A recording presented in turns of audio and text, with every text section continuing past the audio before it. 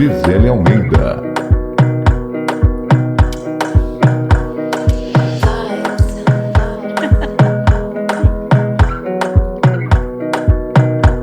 Gisele Almeida. Ai, meu Deus! Aqui estamos para iniciar mais um programa Gisele Almeida que você acompanha de segunda a sexta-feira. A gente não falta nem um dia. Não. O nosso compromisso é de segunda a sexta-feira, às 11 horas da manhã. E assim, sempre aqui. E ainda a gente dá um jeitinho de repetir para você. Que delícia, que maravilha, como é bom. E como é bom eu estar com vocês aqui mais uma vez. Agradeço a Deus por estar aqui saudável, falante, saltitante e até dançando um pouquinho. Juntinho de vocês, é muito bacana, é muito legal. Muito obrigada pela audiência, meus amores, pelo carinho. E aqui a gente inicia então mais um programa Gisele Almeida. É isso aí. Já nós falaremos quem serão os entrevistados de hoje. Dois temas bem importantes, como sempre, você sabe o quanto zelamos pelo programa, pelos temas, pelos assuntos. Você sabe disso, você confia, né? Ah, você confia. Vamos lá. Você confia tanto que você espera o programa começar para saber quais são as notícias do dia. E lá vem o site Radar Urgente, porque ele não falha. Ele é como eu, não falha. Está aqui comigo todos os dias também, para levar até vocês as principais notícias. Então vamos lá, Radar Urgente, apareça na tela.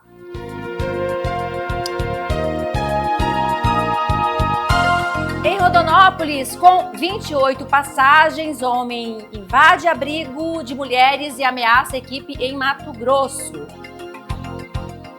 Flexibilidade. TCE aponta legalidade de contratação direta de advocacia para recuperar créditos públicos. Ligação clandestina. Mega operação Energia Limpa prende 9 pessoas por furto de energia em Cuiabá. Agora vamos aos destaques. Banco Central eleva a projeção do PIB de 2025 para 2,1%.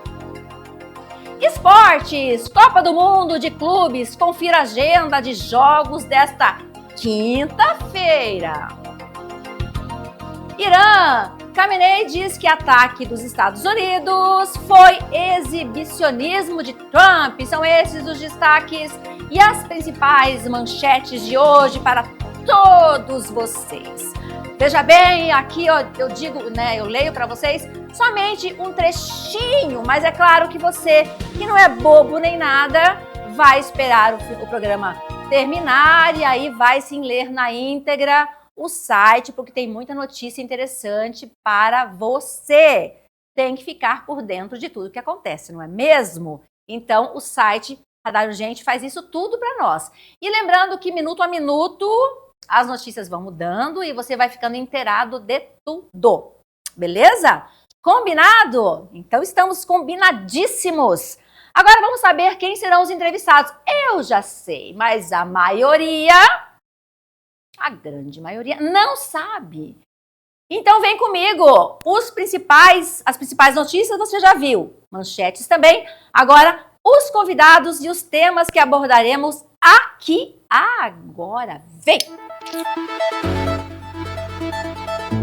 Conversaremos hoje com a doutora Cíntia Lessa. Ela é advogada, especialista em direito de família. E nós falaremos hoje sobre pensão alimentícia e guarda compartilhada. A pensão alimentícia é um direito da criança e dever dos pais. Sim, nós sabemos disso, né?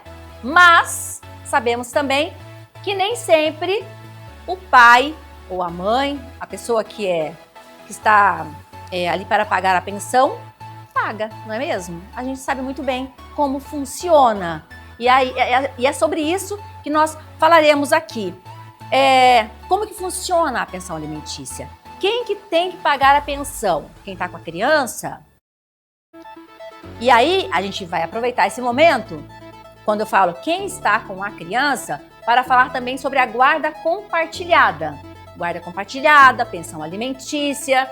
Olha, são informações que às vezes a gente pensa que sabe tudo, mas não. A gente nunca sabe tudo sobre isso. Sempre fica uma perguntinha ali sem resposta. Porque não é sempre que as coisas acontecem sempre iguais para todo mundo, né? Se você pensa sobre pensão alimentícia, sobre o seu filho, por exemplo, e a sua amiga também teve este mesmo problema e ela conseguiu resolver, o valor ficou diferente do seu, você se pergunta, mas como assim? Como que isso funciona? E por que comigo foi tão lento e com a minha amiga ou com a pessoa que eu conheço foi tão rápido? Saberemos como funciona até começar de fato você receber, o seu filho, na verdade, receber a pensão alimentícia. E falaremos também sobre a guarda compartilhada. 2 assuntos importantíssimos que você precisa saber, tá? Vamos lá. Se você tiver uma pergunta, eu digo sempre, né, que você, na verdade, participa do programa. É claro que sim. Sem a sua participação, este programa não tem graça nenhuma. Então, fique à vontade para perguntar. Nós temos um telefone para você ligar, aliás, um contato, um WhatsApp para você mandar a sua pergunta. E não precisa ser somente sobre o tema de hoje, mas você pode, inclusive, nos ajudar a fazer a pauta, trazer temas aqui que você deseja ver, tá bom? O nosso contato é o 99810-2727, 99810-2727. E receberemos hoje aqui também o Dr. Tiago Serzósimo. Ele é oncologista e falaremos sobre o câncer de intestino. Veja bem, ontem nós conversamos com um profissional aqui e nós falamos sobre o câncer de estômago. Foi muito legal, né? As informações, principalmente quando a gente fala, e nós comentamos ontem isso aqui, que quando nós falamos sobre câncer, e sempre que eu entrevisto alguém aqui, um profissional, para falar sobre câncer, essa palavra, ela assusta, ela amedronta, ela paralisa. Agora você imagina quando vem o diagnóstico. E nós falávamos ontem que geralmente o diagnóstico para o paciente é uma sentença de morte. Mas precisamos mudar isso, por isso falamos tanto aqui, continuaremos falando de uma forma mais leve. Sabe, aquela forma pesada? Câncer, câncer de intestino, câncer de estômago, câncer de mama. Precisamos falar mais para que você faça a prevenção. Entendeu? Nós estamos aqui para falar de uma pessoa que já está acometida, que também essa pessoa será avaliada e nós falaremos sobre isso também. Mas, quando eu trago um profissional, a ideia é prevenir. Prevenir. Então, nós saberemos aqui do Dr. Tiago como prevenir. E sabemos que vamos falar aqui sobre alimentação, sobre o seu estilo de vida, se você dorme bem, se você perde noites de sono, se você bebe, se você fuma, se você faz exercícios físicos, alguma atividade física, com certeza nós falaremos sobre isso aqui, porque não tem como fugir.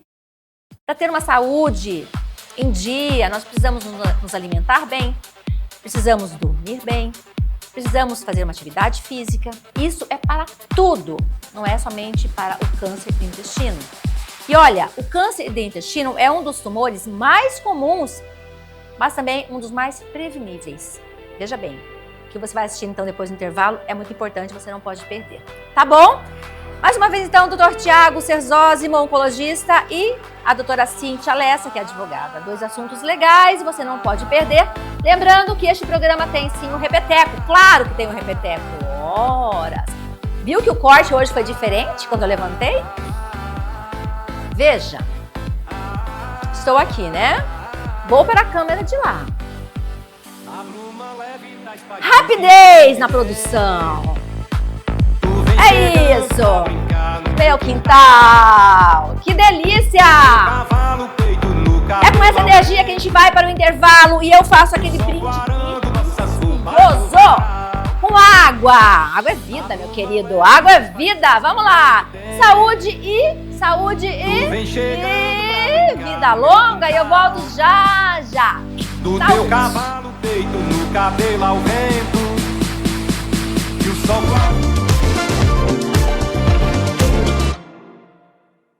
Grandes obras e ações não são realizadas sem parceria. E em cada uma delas, a ALMT faz acontecer. Como na aprovação da gestão do Hospital Central pelo Hospital Albert Einstein. Para a duplicação da BR-163 sair do papel, a ALMT também fez acontecer, aprovando a concessão da rodovia para retomar a obra que estava há muito tempo paralisada. Para combater as facções criminosas, a ALMT também fez acontecer, autorizando a criação da Secretaria de Estado da Justiça para fortalecer o programa Tolerância Zero contra o crime organizado. E para a Ferrovia Estadual pegar o trilho rumo a Cuiabá e Lucas do Rio Verde, teve atuação forte dos deputados e deputadas, aprovando a emenda constitucional que autorizou a construção da ferrovia. Em Mato Grosso, cada obra ou ação tem a nossa atuação, porque para chegar até você, a ALMT faz acontecer.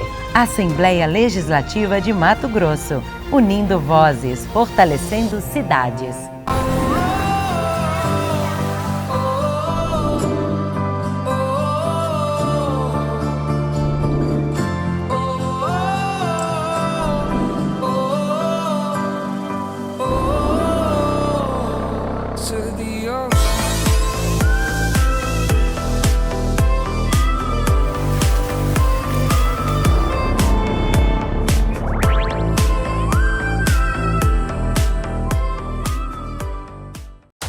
Mato Grosso é tolerância zero contra facções criminosas. Se você está sofrendo ameaça, extorsão ou conhece alguém que está passando por isso, o governo de Mato Grosso criou o Disque Extorsão, um canal de sigilo absoluto para você fazer sua denúncia em segurança.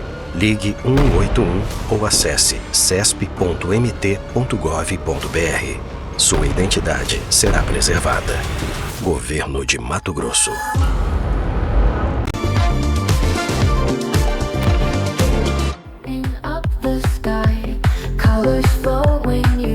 E o programa é ao vivo, você sabe, nós estamos de volta aqui na TV Gazeta, canal 19.1, e chegou aquele momento de tirar a música.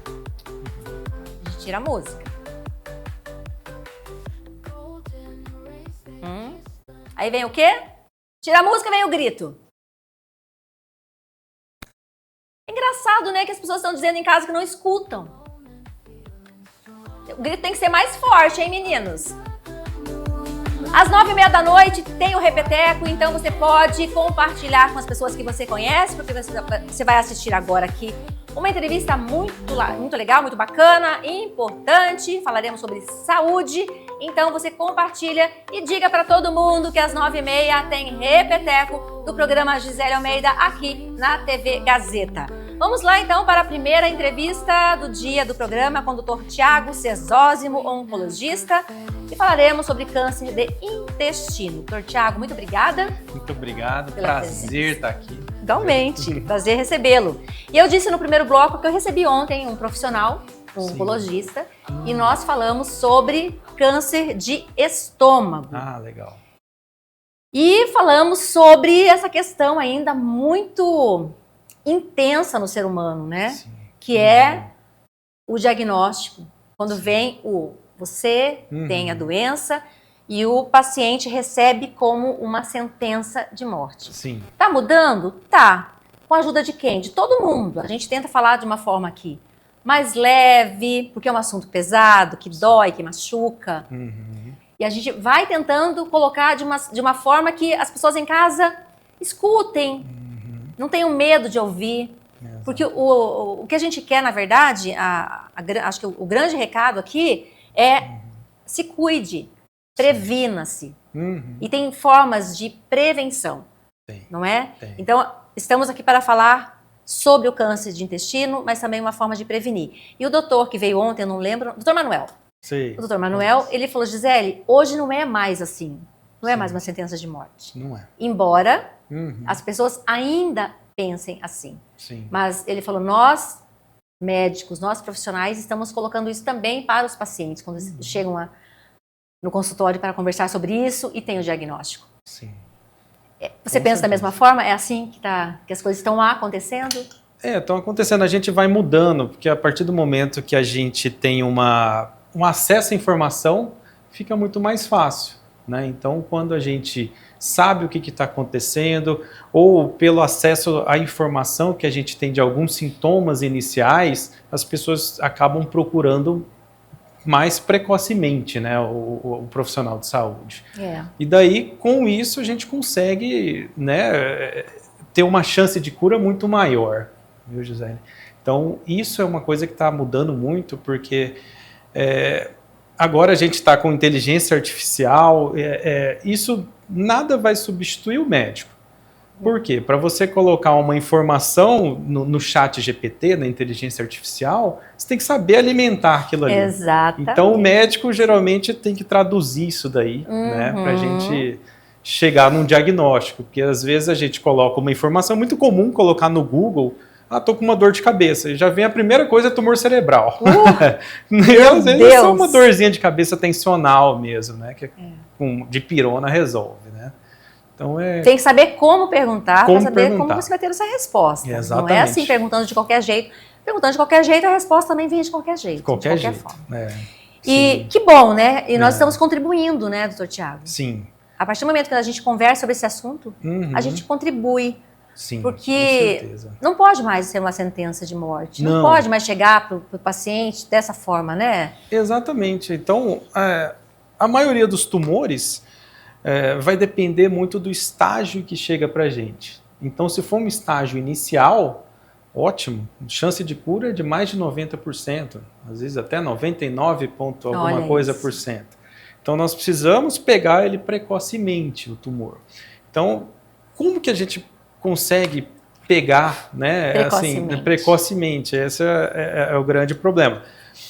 A gente tem alguns exames de rastreio, né? Então, a gente tem alguns exames de rastreio. Falando especificamente um pouco sobre o câncer de intestino, a gente tem a colonoscopia. Né? Colonoscopia. Exatamente. A colonoscopia é o melhor exame que a gente tem de rastreio. Então, não é para todo mundo, a idade também não é para todo mundo. Né? Então, a idade geralmente começa com 45 anos. E a partir dos 45 anos, todo mundo tem que fazer a colonoscopia. Sim. O exame que pode ser feito uma vez ao ano? Depende, a gente pode até espaçar mais, se for um exame que vier normal. Às vezes pode fazer até a cada 5 anos, sabe?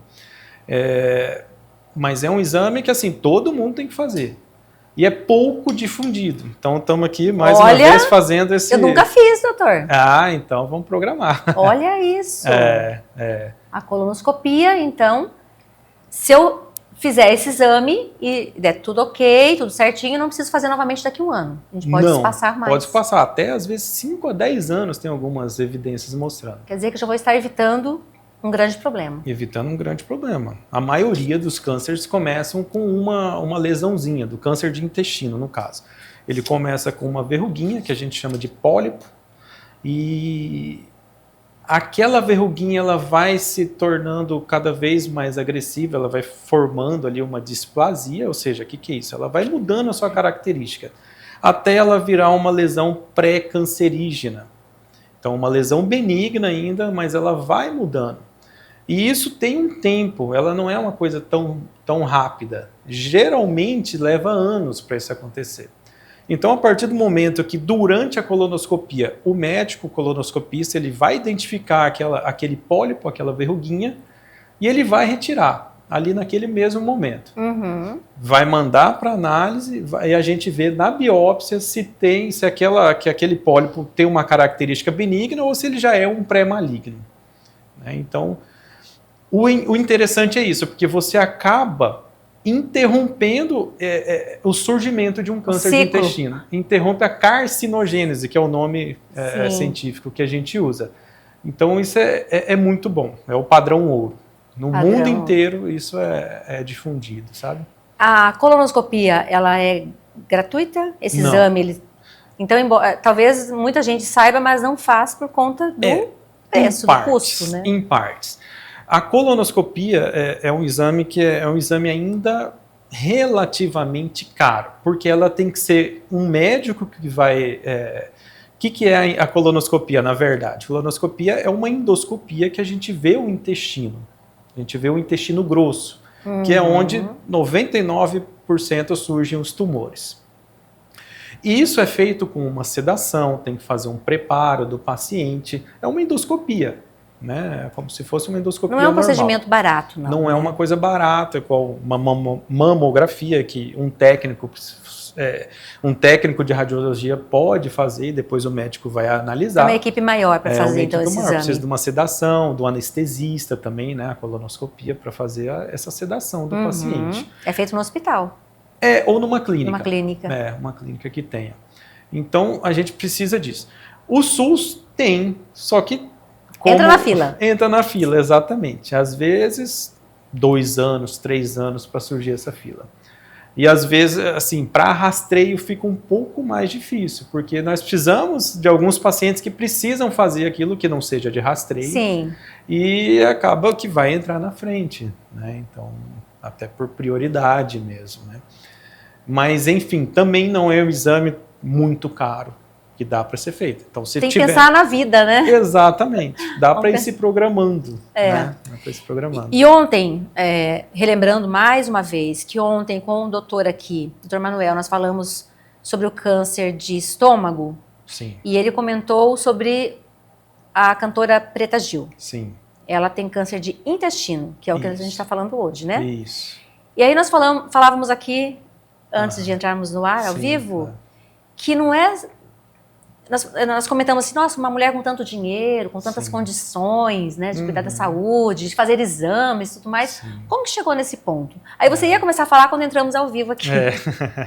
Aí eu queria que você, então, comentasse sobre no caso, assim, às vezes não é falta de financiamento, né, de recurso. O que a gente tem para prevenir isso mesmo, né, até no caso da Preta Gil, a gente pode, se não me engano, ela era tabagista, então ela fumava. E tinha um outro grande fator de risco, é a obesidade, que está aumentando no mundo inteiro. Então a obesidade é um fator de risco para câncer de intestino também. E outros, mais 16 tipos, sabe? 16 ou 17, que tem algumas fontes que falam que sim, outras que não. Então, se a gente colocar num contexto em que o tabagismo no Brasil, nos últimos 30, 40 anos, ele tem uma queda. Ele vem tendo uma queda. Agora, a obesidade não. A obesidade vem aumentando. Isso no mundo inteiro. Então, esse fator de risco tem aumentando e tem geralmente aumentado, contribuído com o surgimento de novos cânceres. Né? Então, isso é uma das coisas que pode acontecer. Mas também as pessoas...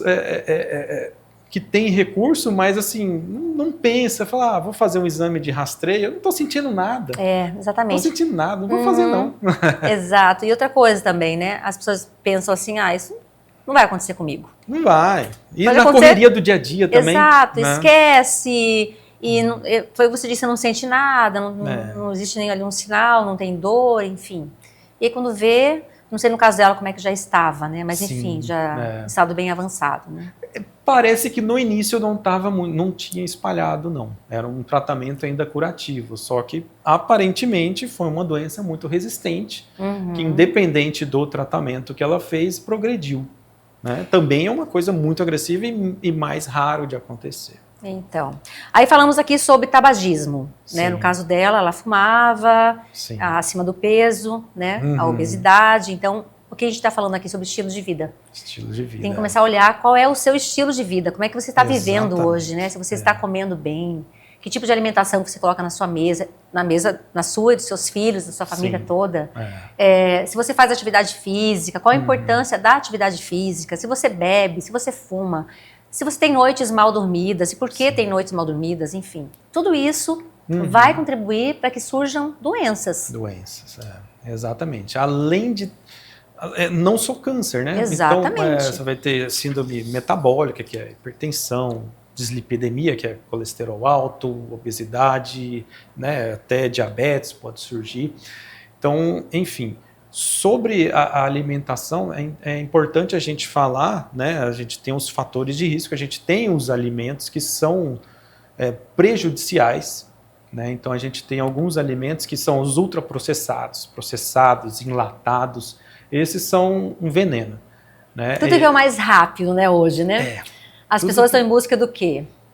Nessa Facilidade. correria, chega em casa para almoçar, vai no enlatado, vai no que é mais prático, no Mais semi-pronto, fácil, exatamente. porque realmente não dá tempo, e aí vai deixando sempre em segundo plano, né? Sim. A alimentação, a saúde, enfim. Precisa ganhar dinheiro para colocar alimento dentro de casa, tem que Exato. ganhar dinheiro para pagar o aluguel, precisa ganhar dinheiro para pagar o carro, pagar a escola das crianças, enfim. E aí não, a saúde mesmo vai ficando, às vezes, em segundo, terceiro, quarto plano. Né? Exatamente. E assim, a gente tem que mudar esses hábitos. A gente precisa ingerir mais frutas, verduras todo dia. A gente, como brasileiro, a gente ingere muito pouco fibras, né? Que no caso é frutas e verduras. Geralmente o que é preconizado, a gente vê na família do brasileiro mesmo, a gente vê que assim, tem uma salada aqui desse tamanho para todo mundo.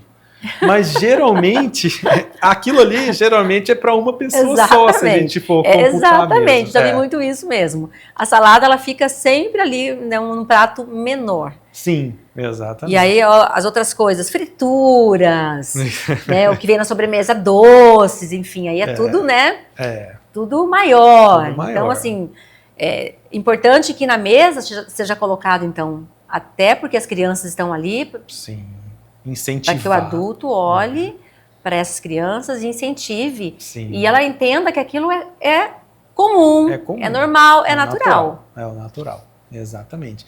E o porquê que isso é bom? Né? Porque assim, você fazendo o intestino funcionar melhor, você automaticamente você também tem uma chance menor de ter câncer. Então ele vai combatendo ali radicais livres. O intestino está preso, geralmente é por conta de fibra, falta de fibra, falta de ingerir líquido, né? Beber água, a gente tem que beber mais água também durante o dia. Tem água aí? Aqui, então eu já vou até tomar um golinho aqui. Já tá. Para mostrar para todo mundo que você está aí também fazendo o que tem que ser feito. Que tem que ser feito. Eu, até falando de água, geralmente quando eu atendo, eu já deixo uma garrafa de água, então ali entre um paciente e outro, a gente já vai bebendo ali também. É isso aí. Que daí a gente consegue atingir aquele nível de 2,5, 3 litros por dia. Exatamente. Né? tem que dar um jeitinho, né? Tem que Cada dar um um dá o seu jeitinho. Interrompi, onde estávamos? Sim. Aí a gente combate os radicais livres com essa ingestão de fibras. Então, quando o intestino funciona melhor, a gente vai combatendo isso. E esses alimentos, esses ultraprocessados, ou até ricos em açúcar também, né? Então, bebidas, né? Até um suco de laranja, você beber em excesso também, vai dar problema. Um suco de fruta, porque às vezes as pessoas falam, o suco de fruta é inofensivo, é até bom para a saúde. Isso. Não, mas tem um estudo falando que assim, pessoas que ingeriram bebida açucarada, às vezes é aquele suco, né, de garrafa que a gente compra no mercado, também é tão prejudicial quanto você não beber. Você não beber uma água. Vai na fruta, então, né? Vai na fruta, exatamente. Vai na laranja, gente. Exatamente. Pelo amor de Deus. Porque o suco, para você fazer um copo de suco, você vai quantas laranjas ali? E daí você não consegue, se a gente pegar assim, sei lá, vamos supor que seja umas 5 laranjas para fazer um suco. Você não vai chupar ela de uma vez. E esse açúcar que tem na laranja, ele entra na corrente sanguínea, ele dá um pico de insulina, e isso o câncer gosta. Esses picos de insulina, o câncer... Você pode acordar uma célula e ela virar um câncer. Então, esses alimentos aqui, eles vão dando esse pico e vão fazendo uma cascata inflamatória. Uma inflamatória pequena, uma inflamatória que não é aquela dor, não é aquela inflamação de joelho, de garganta, essas coisas. O corpo a gente não percebe, é imperceptível, mas fica aquela inflamaçãozinha crônica. E o câncer, ele adora isso. É uma inflamação. Geralmente, o câncer surge de uma inflamação crônica de pequena intensidade. Então, se você consegue fazer essa alimentação, E o que inflama isso, né? Esses alimentos, cigarro, bebida, alguns tipos de vírus, não no caso do intestino, mas para outros tipos de câncer. Né? Então, isso a gente tem que combater, essa inflamação crônica. Bom, e depois o paciente chega e descobre que tem. Sim. Vamos lá, qual é o tratamento? Sim. Deve ser muito diferente um do outro, né? Exatamente. Não é para todo mundo, não é igual, na verdade, Exatamente. porque existem estágios, né, da doença. Então, Gisele, toda vez que senta um paciente aqui e ele tem um câncer, eu penso, como é que eu vou curar esse paciente? Né? Então, para a gente saber, a gente faz alguns exames para a gente determinar que estágio que está aquela doença, ou estadiamento, que a nossa linguagem. Estadiamento. O estadiamento, ele vai geralmente de 1 até 4. 4 é aquele paciente que não tem a possibilidade de cura. É um paciente que já está com doença avançada, já está em outros órgãos. Então, nós temos o estágio de 1 até 3. Então, a gente vai determinar, de acordo com o estadiamento, qual o tratamento que é melhor. Se ele vai para uma cirurgia agora, ou se ele vai para um tratamento diferente, uma quimioterapia, radioterapia, para diminuir esse tumor, para ficar melhor para operar. Ou se não, ele já vai partir para a quimioterapia, que às vezes não compensa fazer uma cirurgia. Né? Então, é um tratamento individualizado e que a gente hoje, uma coisa que a gente fala também, o câncer ele é um conjunto de doenças totalmente diferente. Um câncer de intestino não funciona como um câncer de estômago, eles estão ali do lado, eles são do trato gastrointestinal. Um câncer de mama é totalmente diferente de um de intestino, de bexiga, então totalmente diferente também é a nossa abordagem. Então é um tratamento personalizado. E de acordo com o sobrenome dele, por exemplo, a maioria das vezes é um adenocarcinoma de intestino, de cólon. E daí a gente vai ver se tem algumas outras alterações celulares que pode ter alguma droga efetiva para aquilo ali. Por exemplo, tem um gene que a gente chama de instabilidade de microsatélites, e quando ele está alterado isso, você tem essa instabilidade, ele não tem aquela capacidade do gene reparar o DNA. Então, existe droga que a gente pode fazer, uma imunoterapia que ele tem uma chance boa de responder isso. Então, mas para fazer imunoterapia eu preciso ter essa alteração. É raro, mas quando tem, responde muito bem a certos tipos de tratamento. Doutor Tiago, ontem, quando falamos sobre câncer de estômago, nós ficamos sabendo que é mais comum nos homens. Sim. E na idade entre 65 anos de idade. Sobre o câncer de intestino, é mais comum nos homens também? E qual a idade? Não é diferente também. É mais ou menos essa idade, a partir dos 60 anos ali, que tem um pico de incidência mesmo. O câncer de intestino, se não me engano, uns 4, 5 anos para cá, ele alcançou o 2º lugar.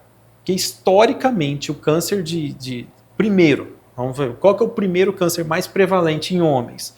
Próstata. E mulher, mama. Sim, disparado. Sim. Em torno de 60 mil casos por ano. Aí, em segundo lugar, câncer de intestino. Historicamente era pulmão. Como eu falei que o pulmão, o tabagismo, ele diminuiu um pouco, ele foi para 3º lugar. Mas historicamente era o 2º lugar ali no geral. Agora é câncer de intestino, segundo lugar, e nos homens. Mais... Isso, nos homens e nas mulheres. 2º lugar para os dois. E daí, então, ele vem aumentando a prevalência. Por quê? Exatamente, por que ele vem aumentando? Por conta dos nossos hábitos que estão ruins. Sim. Também uma outra coisa de hábito que eu acabei esquecendo de falar é a atividade física. A gente bate muito nessa tecla aqui. A gente fica até meio chato, sabe? É chato, é aquela porque coisa meio que... todo mundo é fala clichê. a mesma coisa. Mas continuaremos falando e continuaremos sendo chatos, então. Porque é algo que precisa entrar na cabeça das pessoas. O quão importante é você se movimentar. O quão importante é você estar fazendo uma atividade física. Não adianta, não tem como fugir. Não gosta, vai ter que gostar de alguma coisa. Vai ter que se encontrar pela saúde. Exatamente. Atividade física pelo menos meia hora, 5 vezes por semana. Ou seja, dá 30 vezes, dá 150 minutos. Então não é muita coisa. Não é muito. Uma caminhada, uma esteira na academia, enfim, vai ter que dar um jeito. Uma atividade que... Qual atividade? Porque às vezes, eu faço uma caminhada, mas é aquela caminhada que eu chamo de comadre, vai conversando com a outra. Essa daí não é muito efetiva. Essa não vale, é aquela mais rapidinha. O coração acelera. Exatamente. E fica um pouco ofegante. Sem parar. Exatamente, sem parar. Meia horinha ali, tá bom. Então, já é o suficiente. Porque essa foi a atividade física, não só a caminhada, mas qualquer atividade física que acelere o coração e deixe um pouco mais ofegante. Essa foi a atividade física que o estudo mostrou que realmente diminui a chance de câncer. Então, você vai ter outros benefícios, com certeza, né? Até a gente tá falando de sono, melhora o sono. Então, tem muita coisa que vai melhorar o sono. Às vezes, até uma alimentação, você vai melhorar o sono. E você vai diminuir o estresse, você vai diminuir cortisol, e daí você consegue também diminuir indiretamente o surgimento de câncer. E de outras doenças. E outras doenças. Infelizmente, o nosso tempo está esgotado, mas a gente conversou bastante, que bom. Bastante. Dr. Tiago Serzósimo, oncologista, falamos aqui sobre câncer de intestino. Este programa está no YouTube, Gisele Almeida CBA Oficial, vá até lá, confira, assista. E como eu falo sempre aqui, compartilhe, porque é importante. A informação a gente não guarda, não. A gente distribui para todo mundo. Dr. Tiago, muito obrigada pelas informações, viu? Até mais. Adorei. É um prazer estar aqui. Igualmente, volte sempre. Vamos agora para o intervalo e na volta conversaremos com a Cíntia Alessa, que é advogada, sobre pensão alimentícia e guarda compartilhada. Já já eu volto.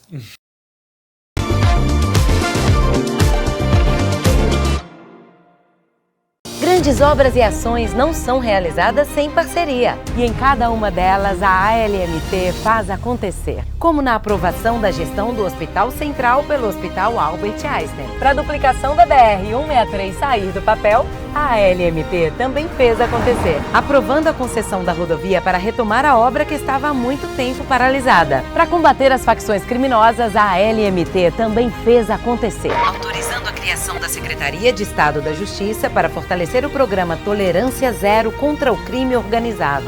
E para a Ferrovia Estadual pegar o trilho rumo a Cuiabá e Lucas do Rio Verde, teve atuação forte dos deputados e deputadas, aprovando a emenda constitucional que autorizou a construção da ferrovia. Em Mato Grosso, cada obra ou ação tem a nossa atuação, porque para chegar até você, a ALMT faz acontecer. Assembleia Legislativa de Mato Grosso, unindo vozes, fortalecendo cidades.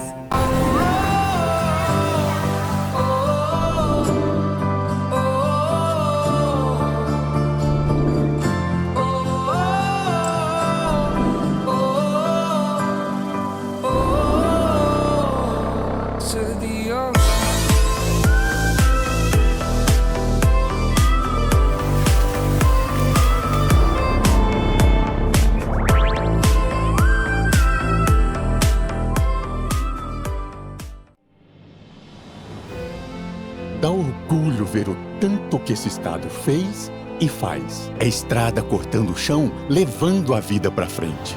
Pontes juntando as pessoas. Orgulho da nossa polícia empenhada contra as facções criminosas.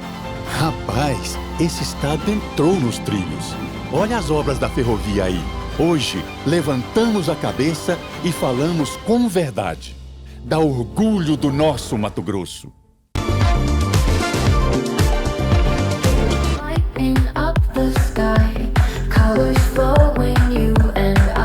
Estamos de volta! O programa é ao vivo aqui na TV Gazeta, canal 19.1. Lembrando que este programa também é exibido na TV Mato Grosso, canal 27.1. Então você me verá aqui na TV Gazeta, canal 19. Me verá também na TV Mato Grosso, canal 27.1. E também no YouTube, o nosso canal. Vai lá, dá um alôzinho pra gente. Gisele Almeida CBA Oficial. É só procurar que você encontrará com toda certeza. Vamos lá, a segunda entrevista do dia aqui no programa Gisele Almeida. Estou recebendo agora a Cíntia Alessa, doutora advogada, querida, chegando de viagem, Chapada dos Veadeiros. Eu também viajei, foi um feriado tão gostoso, né? Como é bom, você falou, fui para me desconectar. Como é importante a gente ter esses momentos e tentar não pensar em trabalho, né, Cíntia? Mas é difícil.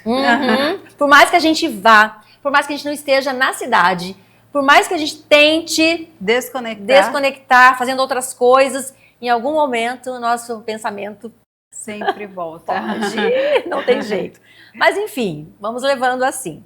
Você está um pouco rouca também, porque eu também estou, mas enfim, fiquei sabendo que muita gente está gripada, então cuidem-se, repouso, muita água, alimente-se bem.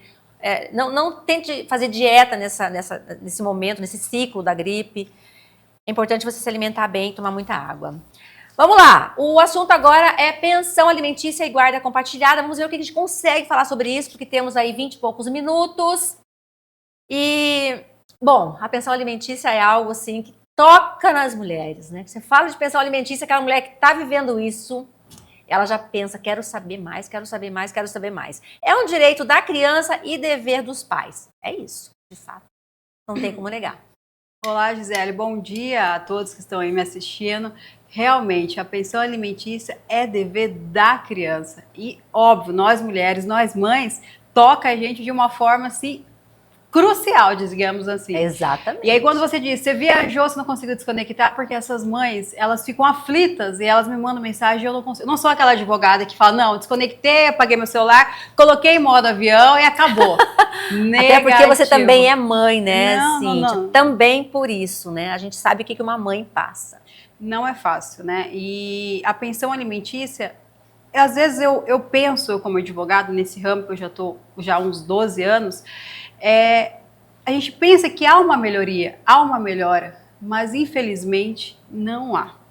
Eu estou com problemas com clientes nossos no escritório que a gente ingressa com o processo e de alguma forma o pai consegue burlar o sistema ou ele consegue talvez até intimidar essa mãe e essa mãe acaba aceitando um acordo extremamente ruim. Sim.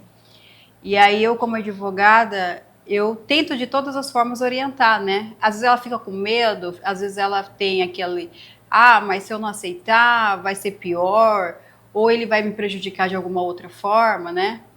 E não é assim. A pensão, você tem que entender que os alimentos não é para você, não é para a mãe, é para o filho, né? E muito hoje em dia, não são todos os pais, mas em grande maioria, infelizmente, ainda temos, que querem pagar R$300 de pensão.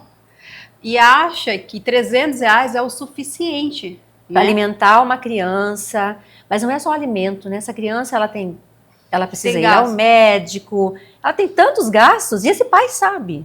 Sabe. Esse pai sabe. E além de não querer, muitas vezes, não buscar a criança, não pegar a criança, ele ainda acha que R$300 é um valor muito.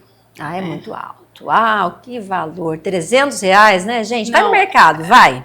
Vai no mercado, vai. Dá uma olhadinha lá no preço dos alimentos, né? Bom, mas é um dever. É um dever. É um dever e ponto final. Isso não muda. Não muda. Isso não muda. Não muda. Inclusive, a gente consegue até alimentos quando a mãe já está gestante, né? Está ali no período da gestação, né? E ela tem indício desse suposto pai, né? E a gente consegue os alimentos ali provisórios. Por quê? Porque você tem gasto com o médico, você tem o pré-natal, você tem aqueles remédios, aquelas injeções que tem que tomar durante a gestação. Sim. E é um gasto que é em prol da criança, né? Então, nesse período também, a gente consegue ingressar com o processo de alimentos para requerer esses alimentos desse suposto pai. Claro, tem uns requisitos, tem que ter índice, né? De que aquele, de fato, é o pai da criança, né? Mas a gente também já consegue ingressar para a mãe, no período da gestação, já conseguir esses alimentos. E como que é o processo? Para que o pai comece, a gente fala muito do pai, né? Do pai pagar. Existe mães que pagam pensão? Existe mães que pagam pensão, né? Embora na prática eu ainda não tenha visto, né? Mas existem situações que existem situações ainda melhor, que os avós cuidam da criança e os pais pagam os alimentos para esses... Mas hoje o assunto é o pai. Vamos falar do pai que não paga, não é isso? Do pai que não paga. Pois é. Essa mãe, ela precisa, ela quer receber a pensão. E ela não conhece ninguém, ela tem que buscar um advogado. Sozinha ela não consegue. Ela consegue sozinha entrar com o processo? Não consegue. O que acontece? Muito por não ter uma orientação, essas mães acabam aceitando um acordo de forma verbal com esse pai. Né, e que de forma jurídica não tem nenhuma validade, porque o juiz não está sabendo que você fez um acordo, que foi homologado em juízo, né? Então ela acaba aceitando esse acordo verbal. Né? E aí vamos supor que o pai fala no começo, eu vou dar R$500 de pensão, vou ajudar mais com isso, aquilo, durante um período. Depois ele começa a não querer pagar esse valor. Se ele convidou dia 10, ele começa a querer pagar lá esses alimentos lá para o dia 20. Depois ele demora mais um mês para efetuar o pagamento. E aí, quando a mãe vê a necessidade de contratar um advogado, porque ela percebe que ele não está cumprindo com aquilo que foi combinado. Então, qual que é o primeiro processo? Você tem que entrar em contato com o advogado para ver, explicar a situação, a sua possibilidade. Olha, essa criança em X divorciou, se separou, vivemos de união estável, já tem um tanto período, mas de fato estamos separados já tem 2 anos, ele vem pagando R$500 por mês, mas eu fico o tempo inteiro com a criança, mas os gastos da criança é escola, além da alimentação, ela faz balé, faz futebol, enfim, aí tem que demonstrar para a gente poder ingressar com esse processo, para esse pai ser intimado lá, citado, para aí então o juiz entender uns alimentos justos provisoriamente para essa criança. Existe um valor que esse pai tem que pagar? Depende do quanto ele ganha? Depende da possibilidade dele de pagamento. Então não é do quanto a criança gasta, mas sim do supor quanto o pai tem ganha. a possibilidade de pagar. Vamos supor que esse pai está desempregado, né? Então o juiz ele pode deferir ali 20% do salário mínimo, 30% se tiver só um filho, né? Mas já vi até caso de 10%. Né? Mas o alimento, independente. Tem pessoas que pensam assim, eu estou desempregado, não vou pagar, não tem como eu pagar, estou desempregado, não interessa, né? Tem que pagar. Se foi deferido ali um valor de 20, 10, 30% do salário mínimo, ou se foi deferido um valor sobre a renda que ele recebia anteriormente, ele vai ter que pagar. Independente se ele está desempregado ou não. Tá. Caso ele não pague, quando você diz ele tem que pagar, sim, ele tem que pagar. Mas aí chegou o dia 20, que era a data para ele pagar, ele não pagou. O que acontece? Aí tem como a gente entrar com a execução dos alimentos, né? Então é um outro processo que a gente ingressa dizendo, olha, doutor, o senhor deferiu lá anteriormente a pensão tanto para pagamento de tal dia. E aí já tem uns dias ou um mês, né, que ele não vem pagando. Aí o juiz vai intimá-lo para efetuar o pagamento dentro do prazo ali processual, né? Caso ele não pague, a gente tem bloqueio judicial em conta, a gente consegue negativação no Serasa e aí até o rito de prisão. O que é mais comum? Quais são as histórias mais comuns lá no seu escritório, Cíntia, de mães? O que mais incomoda, o que mais atrapalha, o que mais você escuta delas, assim, que você fala, nossa, como é recorrente isso aqui? Olha, o que mais me acontece no escritório são as mães que acabam sendo intimidadas pelos pais da criança. E aí elas acabam aceitando um acordo que não é viável. E de que forma que eles intimidam essas mulheres? Eles falam que não tem condição, eles pegam alguma coisa, uma situação que envolveu um casamento deles anterior, entendeu? Alguma situação que aconteceu lá no casamento deles, eles vêm à tona. E fala para ela, eu não tenho condição, você não vai achar nada na minha conta. Eu sou profissional liberal. Geralmente eles usam conta de terceiro, né? Para conseguir fraudar ali, não conseguir um valor de pensão justa. E você não vai conseguir nada. E se você ainda ficar importunando, é capaz de eu nem ver a criança. Então, assim... E outra, e é uma crucial que 80% das mães, elas não aguentam a pressão psicológica. Elas não aguentam mais brigar. Elas não aguentam ir na audiência e brigar e nunca dá certo. Elas falam, mas parece que a justiça está contra nós, a justiça só está a favor desse pai e nada vai e não aguenta mais. Aí chega uma hora que elas falam bem assim, eu não aguento mais essa situação, não aguento, desisto. Pode ficar, você quer pagar 200, 300, 100 reais, se você não quiser pagar nada, não pague, mas me deixe em paz. Porque chega um período que, vamos supor que essa mulher, numa situação que a mulher foi casada com esse cara, o processo de divórcio já é doloroso, e ainda vai brigar por pensão, que o pai tem que saber que é o dever dele ali, brigar para dar atenção para a criança, e aí ela chega um momento que ela não aguenta, entendeu? Aí se tiver bens, partilhar os bens, a gente comprou essa casa junto, mas ele quer a casa também, ele quer o carro, ele quer, enfim, chega uma hora que a mulher ela não aguenta mais, ela chega num período que ela fala assim, doutor, eu preciso de paz para viver, eu preciso de paz para trabalhar, eu não aguento mais esse homem me atormentando, não aguento mais esse homem me azucrinando. Então, se é esse que ele quer, vamos fazer esse acordo. E aí eu tento orientar, ter mais um pouco de paciência, nós iremos conseguir, a gente vai conseguir resolver, ter um pouco de paciência, e mesmo assim, muitas delas não aguentam. No meio do processo, pede para fazer um acordo numa audiência, aceita daquela forma. Eu sei que posteriormente, quando passar esse período, elas vão se arrepender. Sim. mas ali no momento daquele calor, elas acabam desistindo. Porque às vezes é por muito tempo, né? Como você disse, existe ali uma separação, divórcio, que já é algo que realmente doloroso, estressante. E aí vem ainda algo que nem deveria ser discutido, né? Não deveria ser discutido uma pensão. Você tem que ajudar, quer dizer, você tem que ajudar o seu filho? Isso nem deveria ser uma pauta. É algo que é normal. A gente se separa, você continua sendo o pai, então você continua ajudando. Eu ajudo aqui, eu ajudo daqui e você ajuda daí. Então, não é algo que realmente deveria entrar como um problema, né, Cíntia? Como algo, eu vou ter que resolver mais um problema. Não, isso deveria ser um problema a menos. Mas, infelizmente, não é assim que acontece. Não é assim. Não é assim de fato. Muitas mães sofrem com isso. Muitas delas sofrem calada, por medo, por querer de fato paz para a vida. Porque... como você disse, né? Existe a chantagem, olha que absurdo, né? Quer dizer, a chantagem dizendo o seguinte: se você continuar cobrando de mim, se você continuar dizendo que eu tenho que dar um dinheiro, que eu tenho que pagar a pensão, que eu tenho que pagar isso e aquilo, a escola, a alimentação, eu não vou mais ver o meu filho. Justamente. Gente, quem tem que estar preocupado com isso é você, pai, não a mãe. Mas as mães se preocupam sim com o filho, porque quer que o filho continue tendo contato com o pai.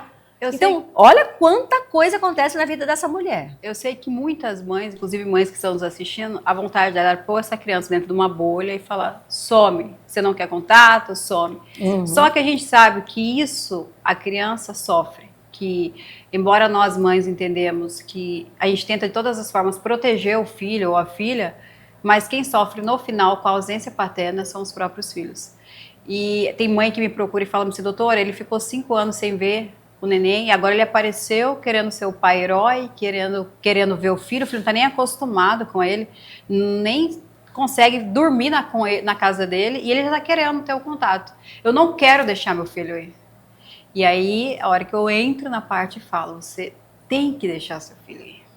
Infelizmente, lógico, uma guarda ali, talvez não compartilhada, um direito de visita, para ele se acostumando com esse pai, né? Porque mais tarde, a criança que sofre na adolescência, naquelas coisas de escola, quando tem pai e o pai não vai. E pode até cobrar a mãe depois.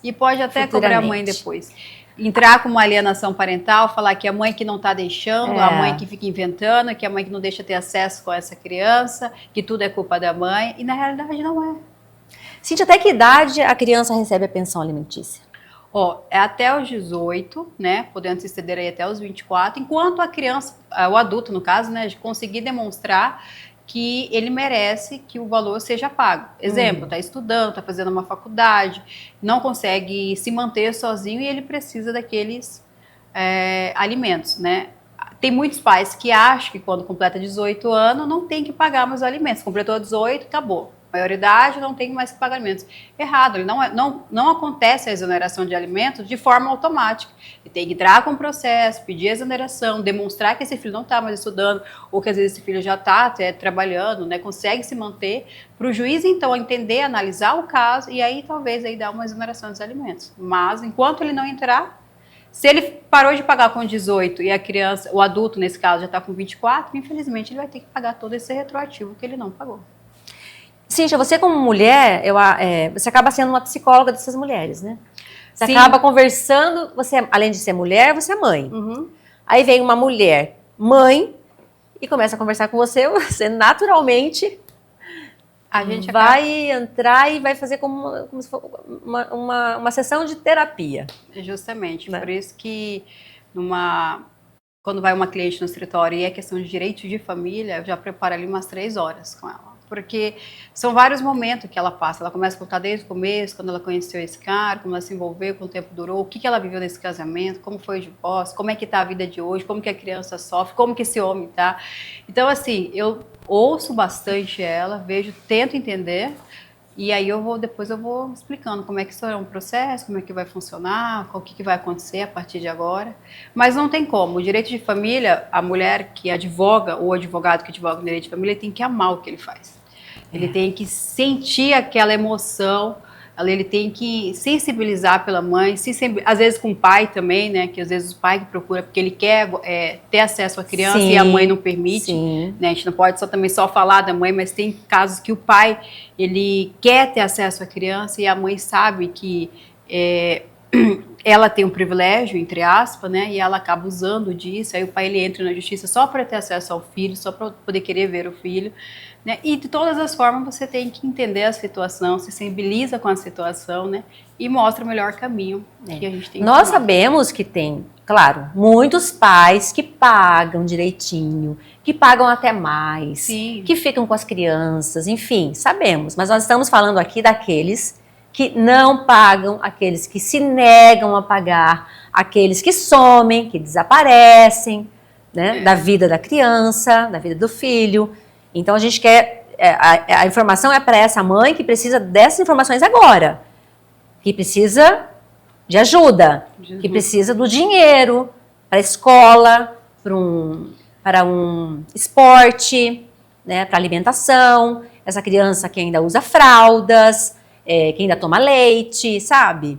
Então a gente se coloca no lugar dessas mães e a gente está aqui para levar esse tipo de informação. Quer dizer, você precisa sim de um advogado? Precisa. Essa mãe vai ter que pagar o advogado?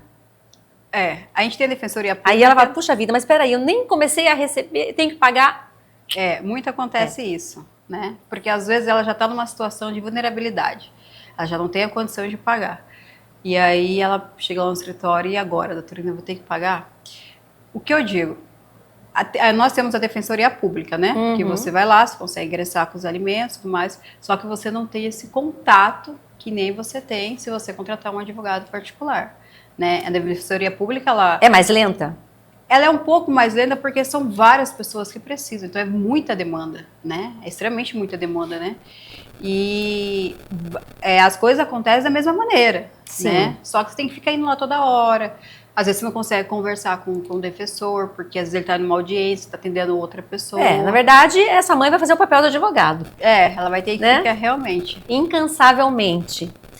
Olha, hoje nós separamos aqui para falar sobre pensão alimentícia e guarda compartilhada. Mas você vê, né, vocês em casa estão percebendo como temos informações sobre a pensão alimentícia. Então, a guarda compartilhada nós deixaremos para um outro programa. Pode ser, Cíntia? Pode ser, sim. Né, porque a gente tem bastante coisa aqui para... São muitas informações sobre a pensão. O nosso tempo já está quase se esgotando. E eu queria que você deixasse um recado para essas mães que estão agora, neste momento, sentadas na frente da TV, te assistindo. E com o filho em casa. O pai não está pagando a pensão. Ela está passando por dificuldades. Ela não consegue ter acesso a esse pai. Eu quero que você dê um recado para ela agora, neste momento. Vamos lá. Mamães, aqueça o coração dessa mãe. Mamães, vocês que estão nos assistindo agora, não desanimam, não percam a fé, não sejam intimidadas. Vocês estão buscando o direito do teu filho. Muitas mães ficam envergonhadas, mas eu não quero saber. Não, você está buscando um direito que é do teu filho, que ele precisa, né?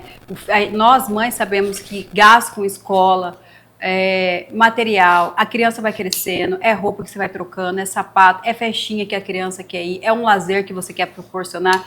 E mesmo que muitas mães, ou algumas não, que têm uma estabilidade financeira, que conseguem suprir tudo isso, tem uma boa parte que não consegue. Então, assim, você não precisa ter medo. Vá atrás do direito do teu filho, é um direito do teu filho, ele precisa, e o pai tem um dever de cumprir com o teu papel, de efetuar o pagamento da pensão alimentícia, bem como de ajudar nos cuidados com essa criança.